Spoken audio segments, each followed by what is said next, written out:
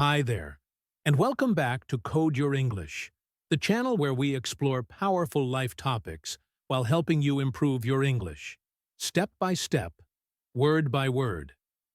I'm really glad you're here with me today, because we're diving into something that all of us deal with at some point in our lives: anger. Let me start by sharing something personal. A few months ago, I had a long and difficult day. I was tired, behind on work, and hungry. Not a great combination, right? Then, out of nowhere, a friend called me and started complaining about something I had forgotten to do. I could feel my heart beating faster.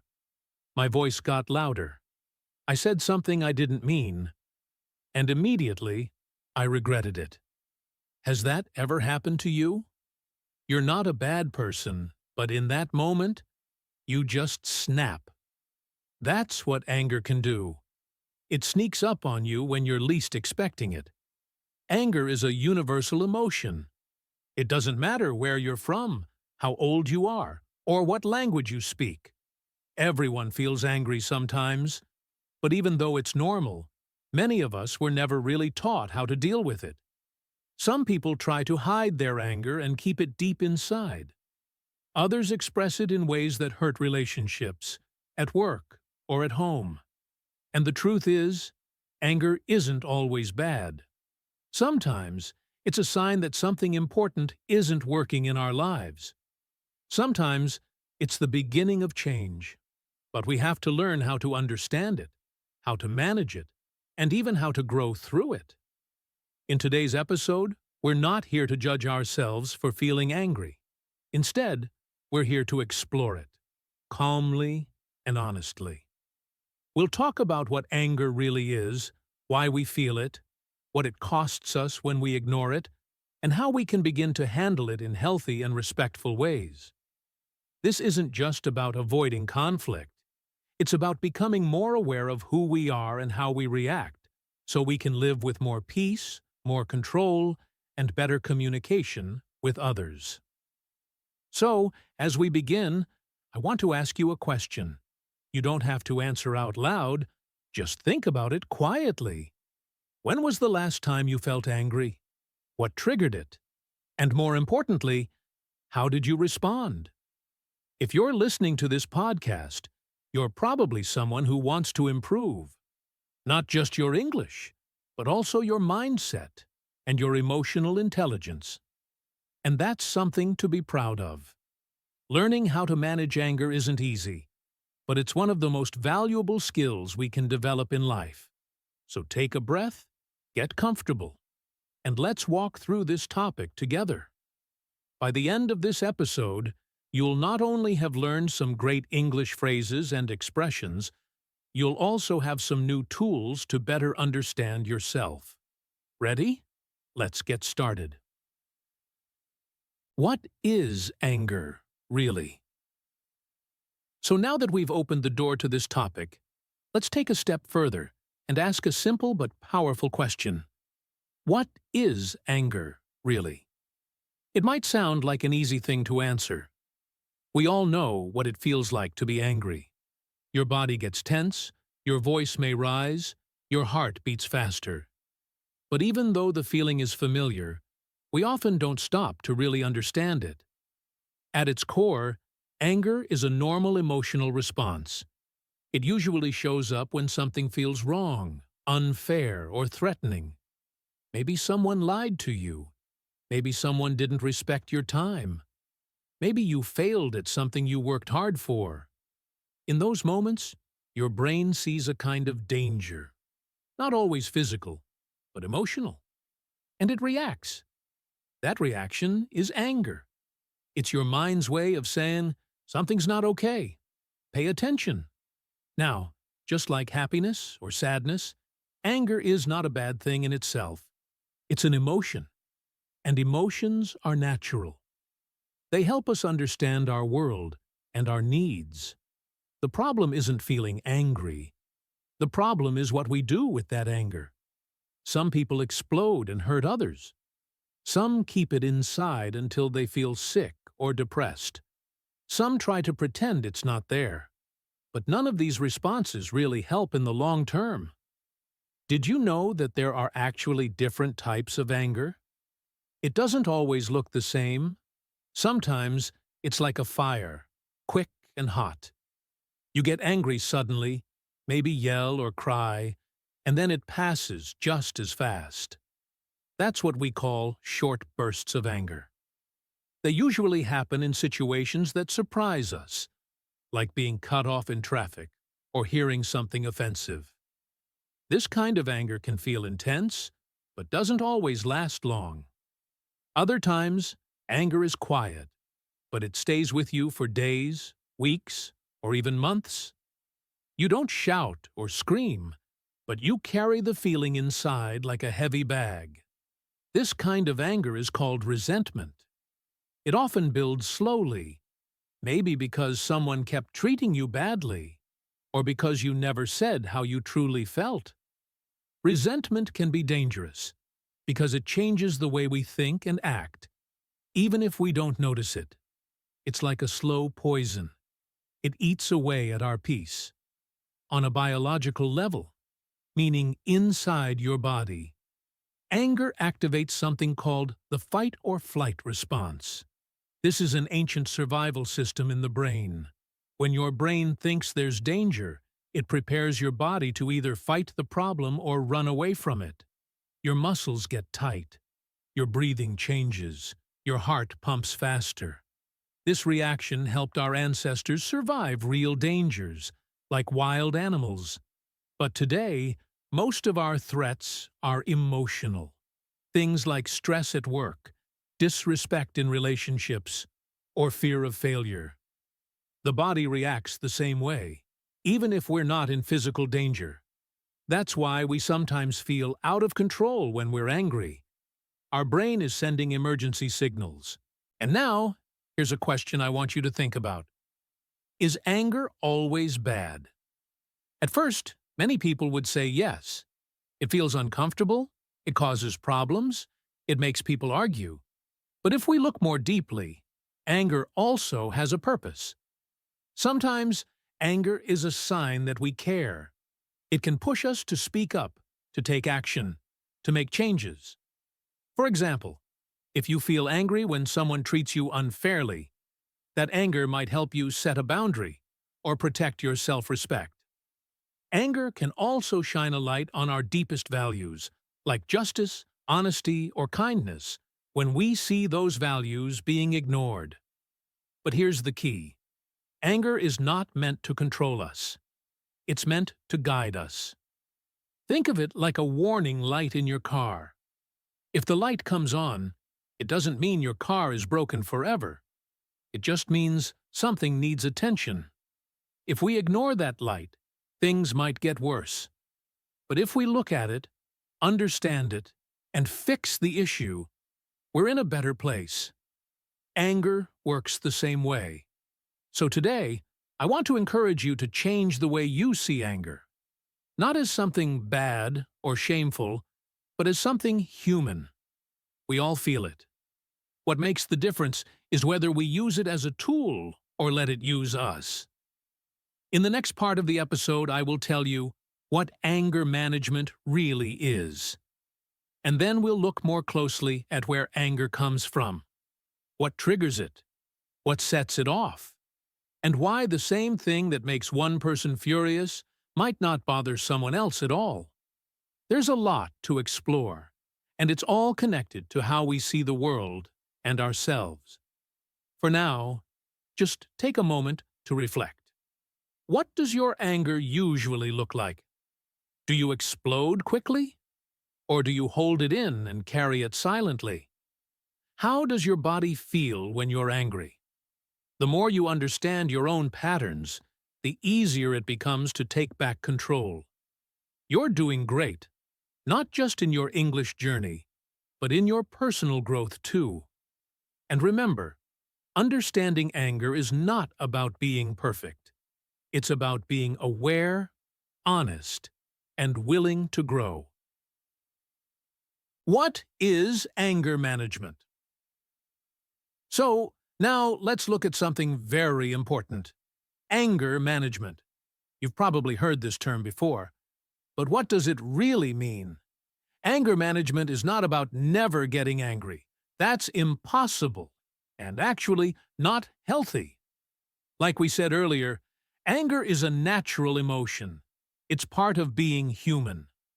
The real goal of anger management is to learn how to recognize your anger, understand it, and express it in a healthy way.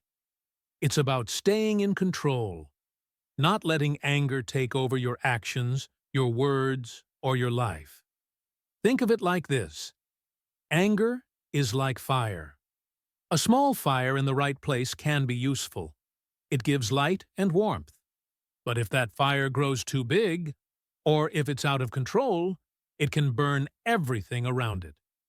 Anger management helps you keep that fire at the right level. It helps you respond instead of react.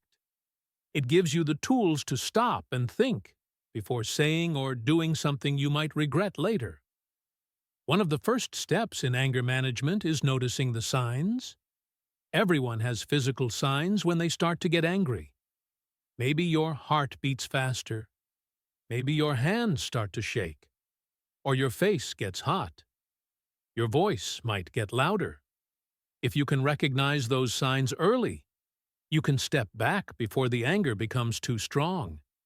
You can take a deep breath or even walk away from the situation for a moment. Another part of managing anger is learning how to communicate better. Often, we get angry because we don't feel understood. But shouting or blaming others usually doesn't help. It only makes things worse. Instead, you can learn how to express what you feel and need in a calm, clear way. This is called assertive communication. It's not passive, and it's not aggressive. It's confident and respectful. For example, instead of saying, "You never listen to me," you could say, "I feel frustrated when I don't feel heard." This small change can make a big difference in how people respond. Anger management also includes learning how to solve problems instead of just focusing on the emotion. If something makes you angry again and again, ask yourself, what can I do about it? Sometimes you can change the situation. Other times, you may need to change how you think about it. This is where skills like stress management, positive thinking, and self-awareness become very helpful. Some people also use tools like journaling, meditation, or talking to a therapist to explore their anger more deeply. These methods help you understand where your anger really comes from. Maybe old experiences, past hurts, or limiting beliefs, and help you let go of the pain behind it. The more you understand yourself, the easier it becomes to manage your emotions. So, anger management is not just about staying calm.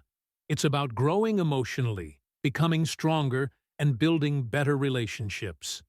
It's a skill, and like any skill, it takes practice.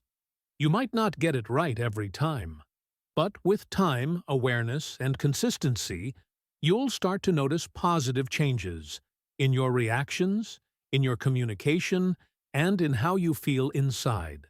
The triggers. Why do we get angry? In the last part, we talked about what anger really is, how it's a normal emotional response, and how it can show up in different ways. But now, let's go a little deeper. Let's ask an important question. Why do we get angry in the first place? What are the real reasons behind it? The answer is not always simple. Sometimes, we think we're angry because of one thing, but when we look closer, we find that something else is going on underneath. One of the most common reasons people feel angry is stress. When we're tired, overworked, or feeling like we can't manage everything in our lives, small problems can feel much bigger. Imagine this. You've had a long day at work, your boss gave you more tasks than you can finish, you skipped lunch, and you're stuck in traffic. Then someone cuts in front of you without signaling. Boom! You explode. You yell, you hit the horn. Maybe you even say something you don't mean. But deep down, you're not just angry about the car. You're angry because you're overwhelmed. That car was just the last straw, the final thing that pushed you over the edge. Another common trigger is fear. This might surprise you, but many times anger hides fear underneath.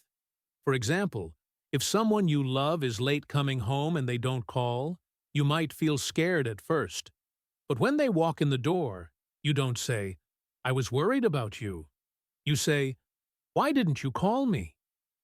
That anger is covering up the fear. It's easier to be angry than to show we're scared. This happens more often than we think, especially in relationships. Insecurity is another big reason. When we don't feel confident in ourselves, we may react strongly to things that make us feel small, weak, or not good enough. If someone criticizes your work or makes fun of your accent, for example, you might feel angry right away. But the real feeling is insecurity. Maybe you're afraid you're not good enough. And that fear turns into frustration.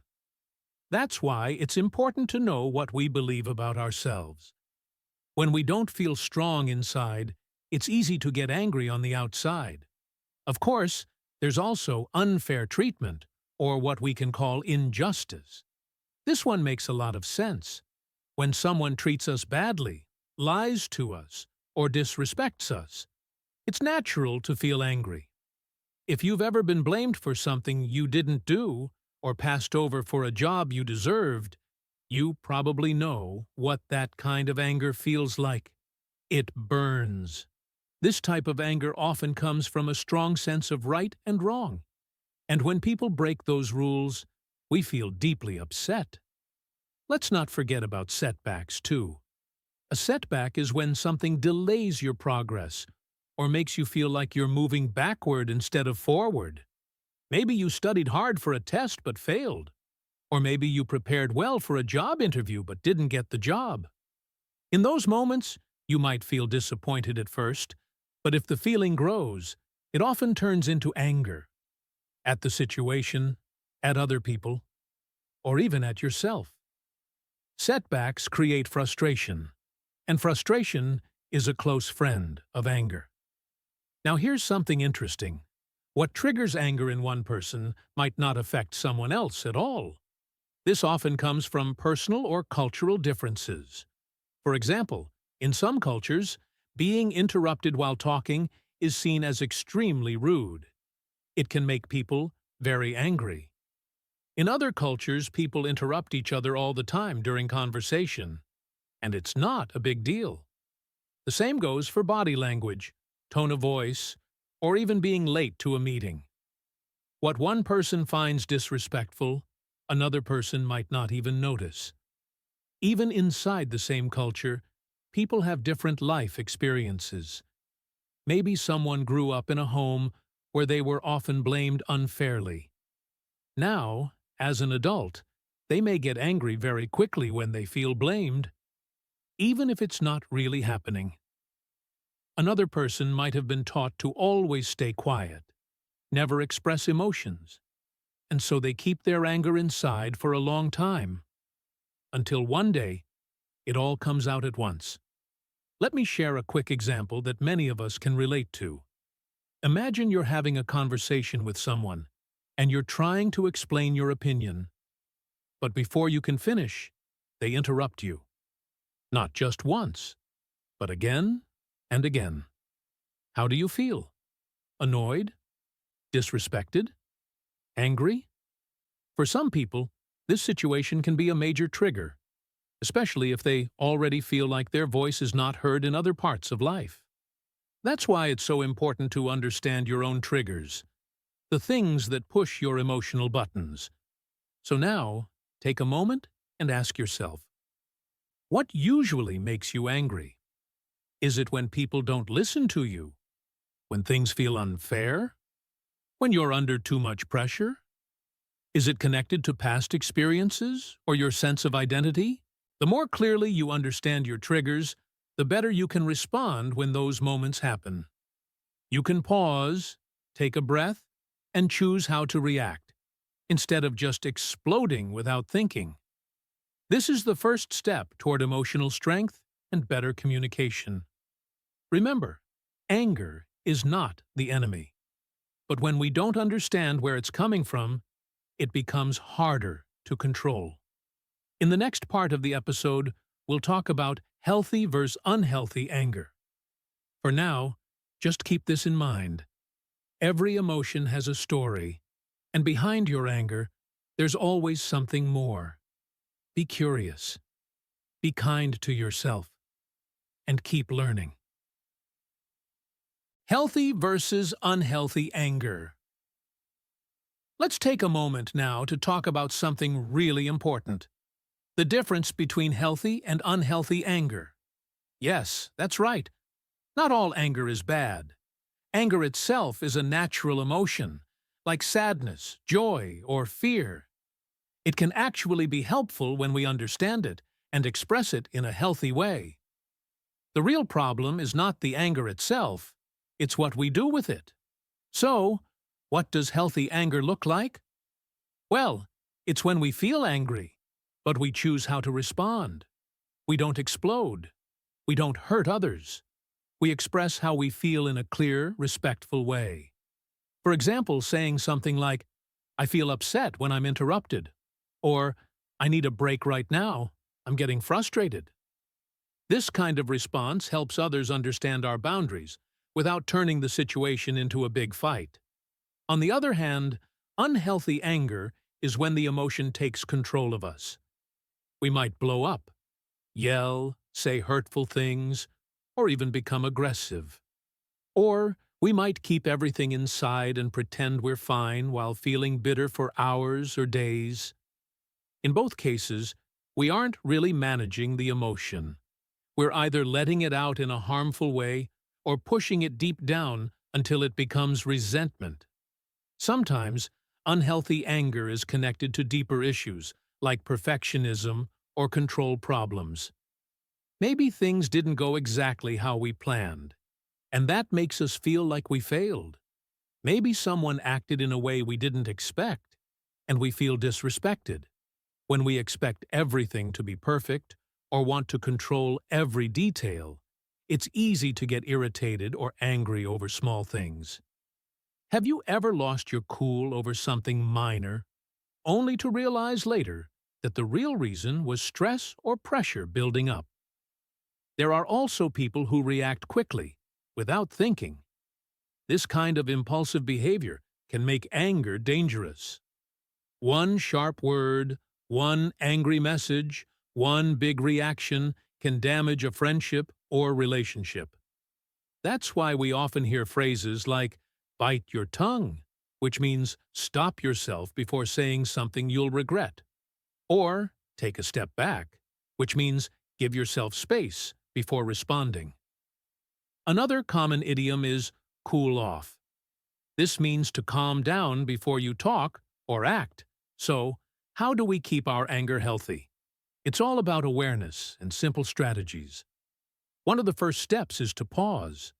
When you feel that emotional heat, stop. Just breathe. Take a few slow, deep breaths. This gives your brain time to calm the physical response. The next step is to name the emotion. Ask yourself, what exactly am I feeling? Is it frustration, fear, embarrassment? Sometimes just naming the emotion helps to lower its power. Another useful technique is to imagine yourself from the outside. What would you say to a friend in this moment? Would you tell them to yell and break something? Or would you suggest they step away, cool off, and talk later? Often, we know how to guide others, but we forget to guide ourselves. In the end, healthy anger is not about staying silent or pretending to be okay. It's about being honest, respectful, and aware. You can be angry and still be kind. You can feel strong emotions and still make thoughtful choices. So, next time something gets under your skin, try to pause, breathe, name it, and choose a better way to respond. Because managing anger isn't about being perfect, it's about being in control of your reaction not letting your reaction control you. In the next part of the episode, we'll talk about what happens when we don't manage our anger, the cost of losing control, and the effects it can have on our relationships, our work, and our health. But for now, just remember, anger doesn't have to control you. You can learn to control it, and that's a powerful thing. The cost of uncontrolled anger. We've talked about what anger is and what triggers it. Now, it's time to talk about what happens when we don't manage it well. Because let's be honest, we've all had moments when we blew up at someone. Maybe we lost our cool in a meeting, during an argument, or even while talking to someone we care about. At that moment, it can feel like the anger is in control, not us. And when anger controls our actions, it often leads to damage. Sometimes we can repair it, and sometimes, sadly, we can't. Let's start with relationships. Whether it's your partner, your family, your friends, or your coworkers. When anger is left unchecked, it creates distance. Imagine yelling at someone you love. The words come out fast, maybe even harsh. You say something you didn't truly mean, just because you were upset. And then comes the silence, that heavy feeling afterwards. Maybe they walk away. Maybe you walk away. And even if you apologize later, something has changed. Trust is like paper. Once it's crumpled, it's hard to make it smooth again. Here's a question to think about. Have you ever said something in anger that you later regretted? I know I have. Most people have. It's part of being human. But when it happens too often, people begin to feel unsafe around us. They start to avoid conversations. They stop sharing how they feel. They may even walk on eggshells, trying not to say the wrong thing that might get under your skin. In the long run, uncontrolled anger pushes people away. And the sad part is, sometimes all we really wanted was to feel heard or understood. It's not just personal relationships either. Anger can also hurt our careers. Think about a job interview or a team meeting. If you can't handle criticism or pressure without reacting emotionally, it creates a negative image. People may think you're too difficult to work with, or that you don't have emotional control. Losing your temper at work, shouting, slamming doors, or sending angry emails can ruin professional opportunities. Even if you're great at what you do, your attitude becomes a problem. And let's face it, nobody wants to work with someone who's always angry. Over time, this can lead to isolation. You might wonder why people keep their distance, or why promotions pass you by. The truth is, people remember how you made them feel, especially when those feelings were negative. And in the modern world, emotional intelligence is just as important as technical skills. Then, there's the physical cost. Yes, anger can actually affect your health. When you lose your cool often, your body is constantly going into fight or flight mode. Your heart beats faster, your muscles tense up, your blood pressure rises. Over time, this stress can cause serious problems like heart disease, headaches, trouble sleeping, and even a weak immune system. Anger doesn't just affect your mind, it stays in your body. It can leave you tired, tense, and even sick. Not only that, but anger can also lead to dangerous behavior. People sometimes drive recklessly, drink too much, or say and do things they wouldn't normally do, just because they're angry. And once those actions are out there, you can't take them back. A single angry moment can destroy a friendship, end a job, or even change your life. That's why it's so important to stop and think before reacting. A few deep breaths now can save you a lot of pain later. Let me share something personal. A few years ago, I had an argument with a close friend. I was frustrated, tired, and felt misunderstood. I didn't listen. I just responded with anger. I blew up over something small and said things that hurt them. We didn't talk for months after that.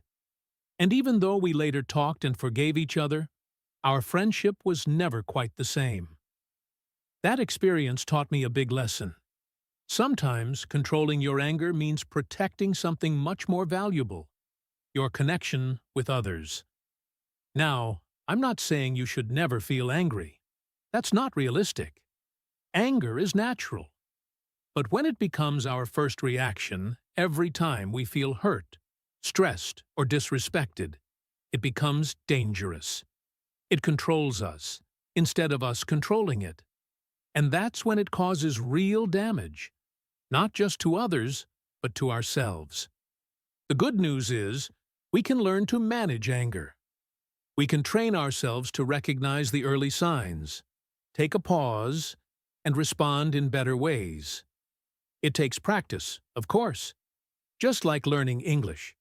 You don't get it perfect in one day. But with time and awareness, it becomes easier. So next time you feel that anger rising, ask yourself, is this really worth it? Will I still care tomorrow? Will my words build or break something important? Taking that moment to reflect could be the difference between losing control and growing stronger. Mindset shift. Anger as a messenger. So far, we've talked about the negative effects of uncontrolled anger, how it can hurt our relationships, our careers, and even our health. But now I want to introduce a different idea, something that might surprise you. What if I told you that anger isn't always the enemy? That instead of trying to hide it or push it away, we can actually learn something from it? You see, anger is not just noise or fire. It's also a message. It's a signal that something important is happening inside you. It might be a sign that a boundary has been crossed, that you feel disrespected, or that something in your life is not working the way it should. When we start to look at anger with self-awareness, we can begin to understand what it's trying to tell us. This idea is all about a mindset shift. Your mindset is the way you think about something, and changing your mindset can completely change how you deal with anger. Instead of thinking, I shouldn't feel this way, you can ask, why do I feel this way? That small change in thinking opens a door to emotional intelligence, the ability to understand and manage your own emotions, and also understand how others feel too. Think about a time when you got angry at someone for interrupting you, maybe during a conversation or a meeting. On the surface, it looks like a small problem. But if you stop and reflect, the anger might be telling you something deeper. Maybe you didn't feel respected, or maybe you've been feeling invisible in other parts of your life too. When you pay attention, anger helps you discover what really matters to you. That's not weakness. That's wisdom. In fact, anger can sometimes help us grow. Let's say you keep feeling angry at work because your time is not respected. People constantly give you more and more tasks without asking. If you never notice or say anything, that anger just builds. But if you listen to it, you might realize that it's time to set a boundary, to speak up, to protect your time and energy. In this way, anger becomes your teacher. It shows you where something needs to change. This idea is not new. In fact, it has deep roots in many cultures. In Buddhism, for example, anger is not seen as evil. It's seen as energy, powerful energy. And the goal is not to destroy it, but to understand it. The Buddha taught that emotions like anger can become pathways to awareness if we're willing to look closely. In Stoic philosophy, the ancient thinkers believed that anger comes from wanting things to be different than they are, and that by accepting what we cannot control, we can feel peace instead of rage. One quote I often think about is from the Stoic philosopher Seneca. He said, "The greatest remedy for anger is delay." That means when you feel anger rising, pause. Take a breath. Listen to what your anger is trying to say. Don't just react, reflect. And that's really the key. Anger is not a bad emotion. It's a powerful one. But it becomes harmful only when we ignore it or let it explode. If we take the time to explore it with curiosity and honesty, we can turn anger into a tool for better communication, stronger relationships, and deeper understanding of ourselves. So next time you feel your anger rising, instead of pushing it down or letting it explode, try asking, "What is this emotion trying to tell me? What am I really feeling beneath the surface?" These questions can open the door to healing and to becoming a calmer, wiser version of yourself. In the next parts of the episode, we'll talk about how we can begin to manage anger in practical, healthy ways. We'll look at simple strategies you can use in daily life, tools that can help you stay calm, speak clearly, and protect your relationships, health, and peace of mind. Remember, you have the power to respond, not just react. Practical strategies to manage anger. Understanding your anger is a powerful first step. But now let's talk about something just as important: how to manage it when it shows up in real life. Because, let's be honest, even if we understand why we're angry, it doesn't always stop us from snapping at someone, raising our voice, or saying something we'll later regret. That's why having simple, practical strategies can make a huge difference. One of the most powerful tools, and also one of the simplest, is breathing. When we're angry, our body goes into something called fight or flight mode. Our heart beats faster, our muscles get tense, and our mind starts racing. But by slowing down our breath, we send a message to the brain. It's okay, I'm safe. You can try something called box breathing. Breathe in for 4 seconds, hold for 4 seconds, breathe out for 4 seconds, and hold again for 4 seconds. Just repeat that cycle a few times. It's amazing how quickly it can calm your nervous system. This is not just a relaxation trick. It's a real technique that many athletes, soldiers, and therapists use to stay calm under pressure. Another helpful strategy is the pause before react rule. It sounds simple, but it's not always easy. The idea is to create a short space, even just a few seconds, between the feeling and the reaction. So when someone cuts you off in traffic, instead of immediately honking and shouting, take a breath. Ask yourself, is this worth my peace? When your partner forgets something important, before jumping to anger, try to pause and ask, what's really going on here? That short pause gives your self-control a chance to speak before your emotions take over. Journaling is another technique that works wonders, especially for people who often experience long-lasting anger or stress.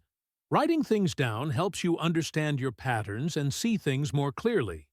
For example, you might start noticing that you always get angry after long meetings or when you skip meals. This kind of self-awareness can help you prepare in advance or change your habits. You don't have to write a full diary every day, just a few lines about what you felt, what happened, and what you wish you had done differently. Sometimes, the best choice is to walk away. And no, it doesn't mean you're weak. In fact, walking away can be a sign of strength. If you feel like you're about to blow up, it's completely okay to say, I need a few minutes to cool down, and step out. Go for a short walk. Get some fresh air. Give your body and mind a break. It's better to step away and return to the conversation later with a clearer head than to lose control in the moment. Let me share a quick story. A friend of mine who works in a high-stress office used to get angry at small things. a colleague interrupting her, a client being rude, even bad coffee in the break room. She started keeping a small notebook in her bag. Every time she felt herself getting upset, she wrote 1 or 2 lines. Just doing that helped her slow down, think, and often smile at how small the problem actually was. She told me, "It doesn't fix everything, but it gives me back my power. The power to choose how I respond." That's the kind of control we're aiming for. Not perfection, just progress. And that brings me to one of my favorite reminders when it comes to emotional growth.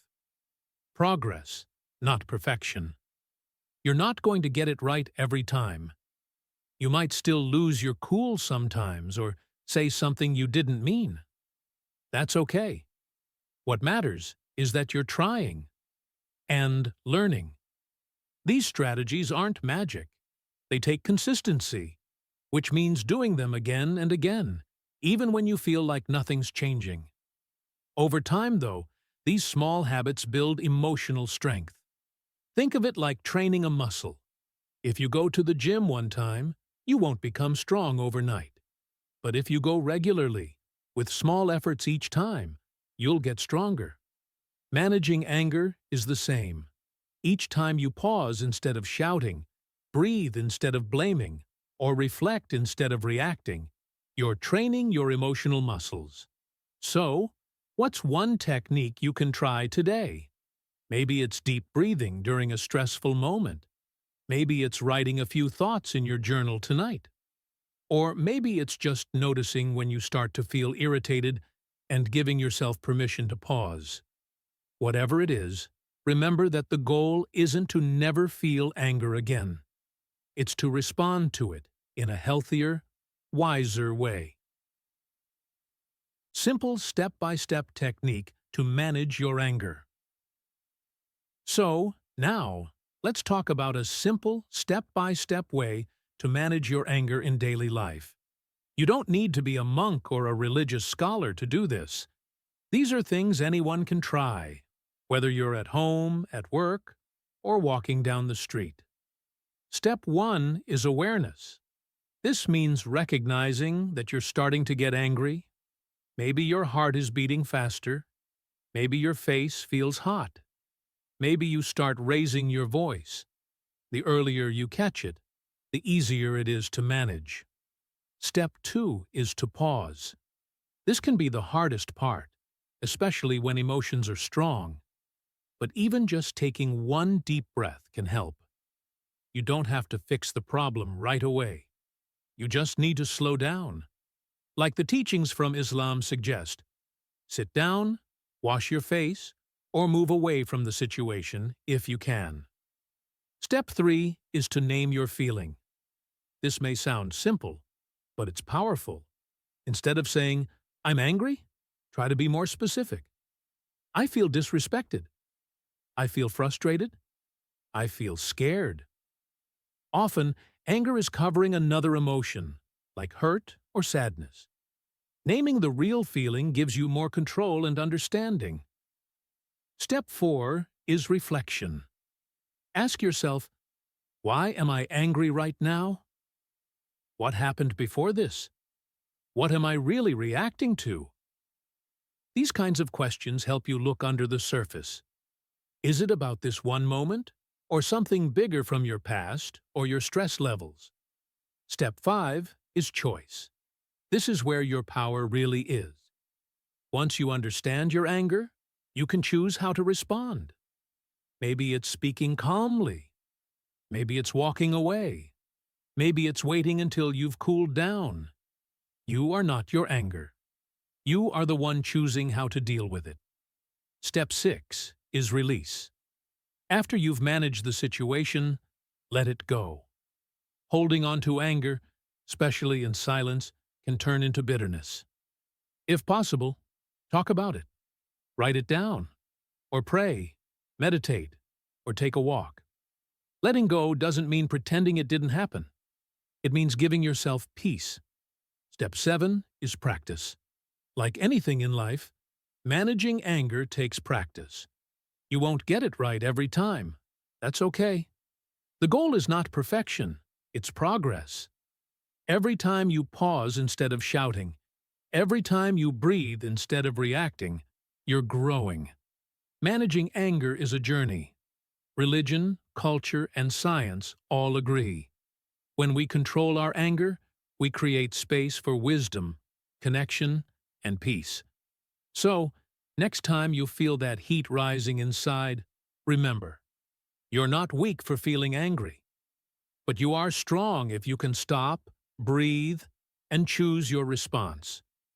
In the next part of this episode, we'll explore how to repair the damage when anger has already hurt someone or something. Because let's face it, we all make mistakes.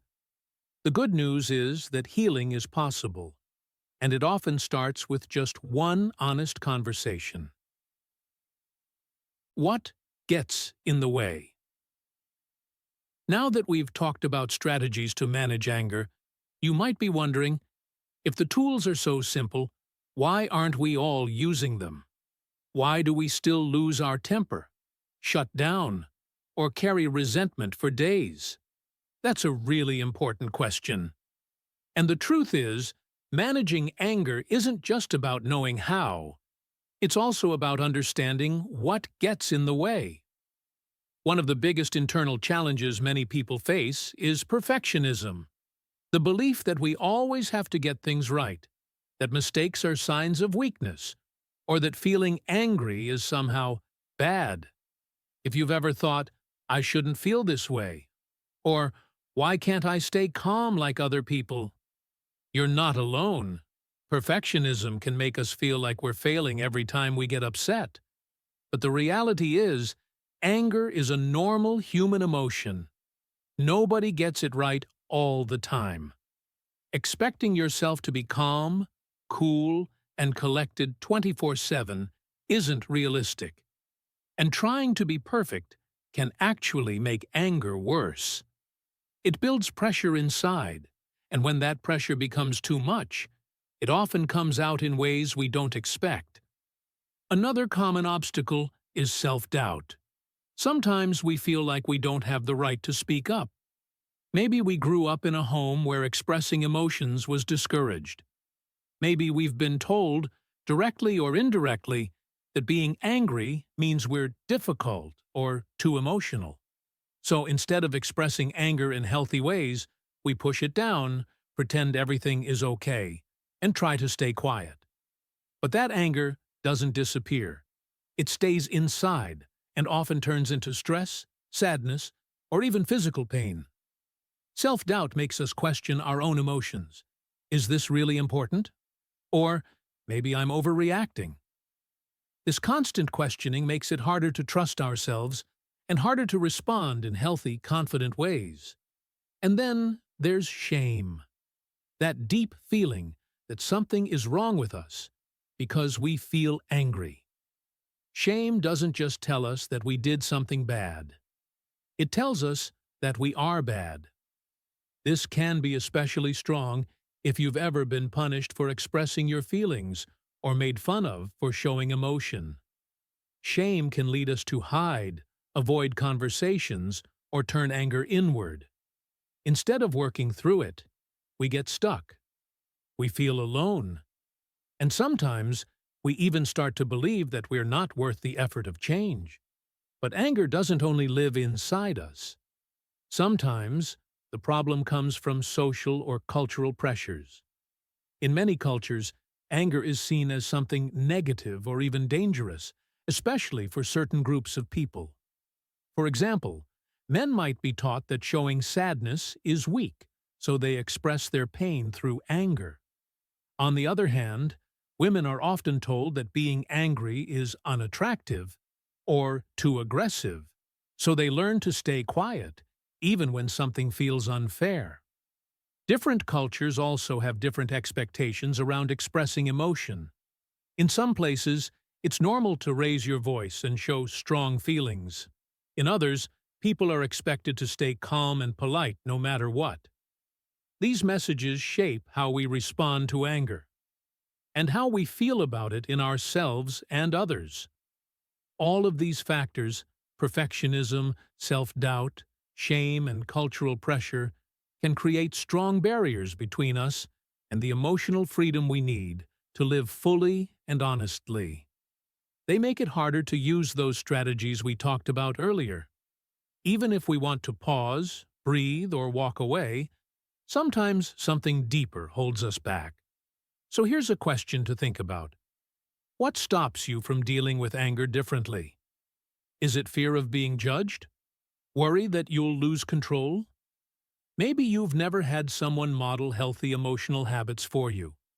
Maybe nobody ever told you it's okay to be angry, and that your feelings are valid.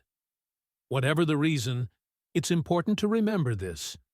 Learning to manage anger is not about becoming perfect. It's about becoming aware. It's about being kind to yourself, even when you don't respond the way you wanted to. That's called self-compassion, the ability to treat yourself with the same care and patience you would give to a friend. When you make a mistake, pause and say, "It's okay. I'm learning. I can try again next time." This simple mindset can help break the cycle of shame and silence. Patience is key, too. Real change doesn't happen overnight. It takes time to unlearn old habits and build new ones. Some days you'll feel strong and clear. Other days, you might fall back into old patterns. That's normal. What matters is that you keep showing up, keep trying, and keep learning. So as we move forward in this journey together, I invite you to look at your own roadblocks, gently, honestly, and without blame. Remember, you're not broken. You're human. And the fact that you're even thinking about how to handle anger more wisely, that's already a sign of growth.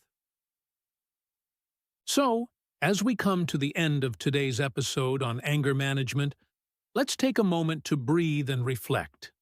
We've talked about a lot. We began with the simple truth that anger is a part of being human. It's not something to be ashamed of or afraid of. It's a natural emotion, just like joy, sadness, or fear. What really matters is how we choose to understand and respond to it. We explored what anger actually is, both the quick explosions and the slow-burning frustration that builds over time. We looked at the fight-or-flight response, that deep biological reaction that prepares us to defend ourselves. And we asked the big question, is anger always bad? The answer, as you've seen, is no. Anger can be a teacher, a signal, and even a form of protection. We also went deeper into the triggers, those everyday things that set us off. Stress, injustice, frustration, feeling ignored or misunderstood. We talked about how anger often hides other emotions like fear or sadness, and how culture and personal history shape what makes us feel angry. Then we faced the cost of unmanaged anger. We talked about how it can damage relationships, hurt our careers, and harm our health. Saying something in the heat of the moment, something you wish you could take back, is a feeling most people know too well. And that's why it's so important to stop, breathe, and respond instead of reacting. It's not about being perfect. It's about making progress, step by step. And speaking of progress, we reframed anger as a messenger. We looked at how a shift in mindset and growing our emotional intelligence can help us learn from our anger. It can point us toward what needs to change, maybe a boundary we need to set, or a truth we've been avoiding. We shared practical tools too. Breathing techniques, journaling, walking away to cool down, and giving ourselves time before speaking. These strategies may seem small, but used with consistency, they can make a big difference over time. We also talked about the real blocks, perfectionism, self-doubt, and shame, as well as cultural or social messages that make it hard to speak up or stay calm. Learning to manage anger isn't just about the outside. It's also about healing what's inside. So here's my personal takeaway, and maybe it will help you too. For a long time, I believed that being angry meant I was failing. But over the years, I've learned that anger often shows up not because I'm weak, but because I care. I care about fairness. I care about being heard. I care about being respected. When I listen to that deeper message behind my anger, I can grow from it, instead of just reacting to it. Now I want to invite you to try something. After this episode, take 5 or 10 minutes to sit quietly. You don't need music. You don't need a journal. Just breathe and ask yourself, what does my anger usually try to tell me? Or, if you prefer, write about the last time you got really angry. What happened? What were you really feeling? What could you do differently next time? If that feels too big, just start with something small. Maybe today, the next time you feel annoyed, you try taking one deep breath before speaking. That's it. One breath, one pause, one step toward emotional clarity. Thank you so much for spending this time with me today. I know anger is not always an easy topic, but I hope this conversation helped you feel a little more understood and a little more in control. Remember, this is a journey. It's okay to take it one day at a time. Be patient with yourself and keep learning. That's how real change happens. If you enjoyed this episode, I'd love for you to share it with someone who might need it. And don't forget to follow Code Your English for more episodes about personal growth, communication, and building confidence, all while improving your English. Next time, we'll be talking about self-discipline, what it really means, how to build it without burning out, and why it's more about kindness than control. I hope you'll join me. Until then, take care of yourself. And remember, progress, not perfection.